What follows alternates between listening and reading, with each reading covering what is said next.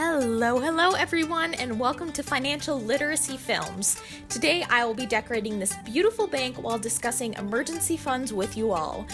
And if you're feeling creatively inclined, please feel free to decorate your own emergency bank along with me. Side note, once you really get going with your emergency fund and need to store large amounts of money, it's probably better to have a real bank account. If you need tips on finding one, I made a video on it recently. So, emergency funds are just what they sound like, money stored for unplanned emergencies. This money is basically like insurance for random life mishaps, like rent payments when you lose your job, or car repair payments when your transmission unexpectedly fails. If your income was barely covering your normal expenses and you don't have an emergency fund, then events like these could really throw a wrench in your financial plans. One really substantial benefit of having an emergency fund is that it prevents debt.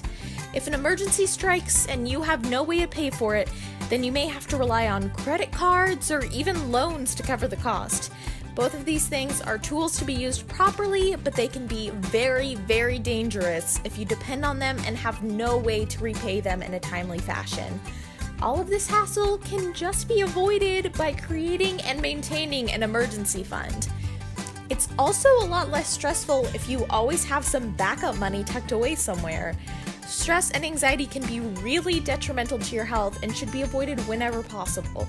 Knowing you are financially prepared for emergencies will give you a sense of security and safety, calming your nerves and jitters. Make sure your money is accessible too. Your bank account for this fund should not be secured or locked up just so you can earn a little extra interest on your money. Given the purpose of the account, you need to be able to access your money quickly. And don't be afraid to start small. Start tucking away money from your paycheck every month so that you can begin to build your stash of cash. I personally recommend 2 to 5%, but do whatever works for you. The easiest way to do this is through a direct deposit. Ultimately, your goal should be to have 1 year's worth of income saved in your account. I know this seems like a lot, but in the 2008 financial crisis, many were unprepared with only 6 months worth of income stowed away. The best way you can be prepared is by storing a year's worth.